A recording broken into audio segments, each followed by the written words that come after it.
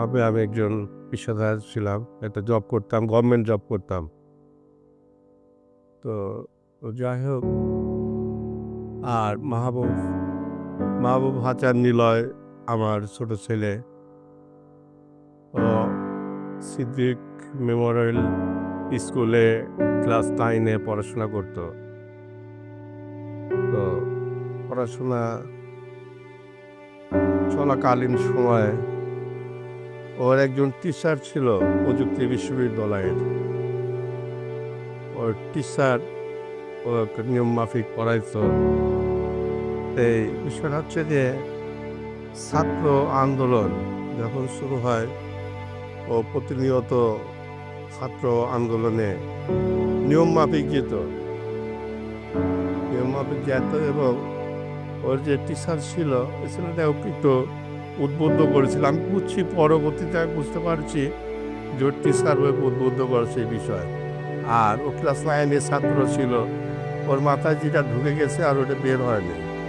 ও যদিও ক্লাস 9 পড়লে ওর শারীরিক যোগ্যতা অনেক ভালো ছিল এবং ও ওর অত্যাধিক সাহস ছিল, অত্যাধিক সাহস, যেটা মানে ভাষায় বলে বোঝানো যাবে না। ওর এত সাহসী লোক ছিল।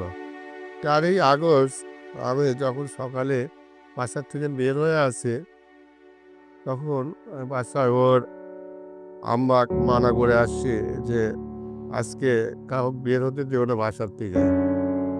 ওর আম্মা বললো যে আন্দোলনে তো আমিও যাচ্ছি, তুমিও আমাদের সঙ্গে আসো, তুমিও আমাদের সঙ্গে আসো। তো যাই হোক, আমি এভাবে ওদের বলে চলে গেছি। ওর আম্মা ওই সকালের নাস্তা খাওয়ায় 3টে ছেলে মেয়েকে বাসার থেকে বের করে দিয়েছে আন্দোলনে যাওয়ার জন্য। তো আমার ও ছেলে, ওর অ্যাম্বিশন এবং ওর বুঝতাম আমি যে ও কি করবে। ও বড় হয়ে কি করতো সেটা তো পরের কথা।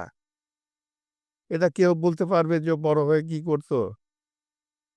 ও বড় হয়ে তো এই দেশের জন্য কিছু করে পারতো বা দেশের একটা সম্পদ হতো, কিন্তু সেটা তো তার জীবন থেকে সবকিছুই মুছে গেছে। এখন দেশের এই জাতিক যা দিয়ে গেছে, যদি এই জাতি এটা রক্ষা করতে পারে তবে গাই রক্ষা পাবে। এই জাতি, এই দেশ, এদেশের মাটি, মানুষ ওদের কাছে ঋণী। যারা শহীদ পরিবারের লোক বা যারা এই ইয়েতে শহীদ হয়ে গেছে, পুরা জাতি ওদের কাছে ঋণী। এই জাতি যদি ওদের এই বিশ্বাস না করে, তাহলে এই জাতি অপরাধী থেকে যাবে। এই জাতি ক্ষমা পাবে না তো। তো যাই হোক, এখন আমি বেশি কথা বাড়াইতে চাচ্ছি না। ওর ব্যাপারে বলতে গেলে মানে অনেক সময় লাগবে। সেটা হচ্ছে ও খেলাধুলা খুব পছন্দ করতো। ফুটবল খেলা আমার ঘরে তালা ওই মারে রাখতাম, ওই আটকায় রাখতাম। ওই তালা ওই কিস্তিতে নাট বল খুলে ওর মতনও চলে যেত। আর খেলাধুলার প্রতি এত ঝোঁক ছিল।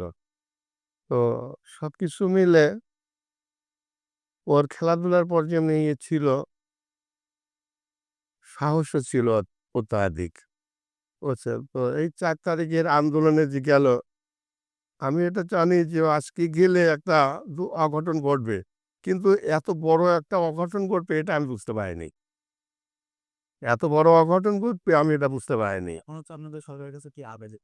সরকারের কাছে চাওয়া পাওয়ার আ বলতে মনে করেন যে এখন চাওয়া পাওয়ার কিছু নাই, বুঝছেন? টাকা পয়সাতে মানুষের অভাব পূরণ করা যায় না। মানুষের যে একটা মৌলিক চাহিদা, আমি আমি প্রতিনিয়ত আমার ছেলেটা খুঁজি। কইরে মাহবুব কোথায় আছে? কারণ রাত দিনের সন্ধ্যার পরে ২-৩ বার খুঁজলে আসা লাগতো। ওইজন্যই ও খেলাধুলার পর ঝোঁক ছিল। ওইজন্যই ওকে খুঁজতে হতো আমাকে। তো আমার সরকারের কাছে চাওয়া পাওয়ার কিছু নাই, বুঝছেন? আমার চাওয়া পাওয়া সরকারের কাছে এই জাতি মুক্ত করা লাগবে। কলঙ্ক থেকে এই জাতি মুক্ত করা লাগবে। এই যারা এই খুনের পিছে জড়িত, তাদের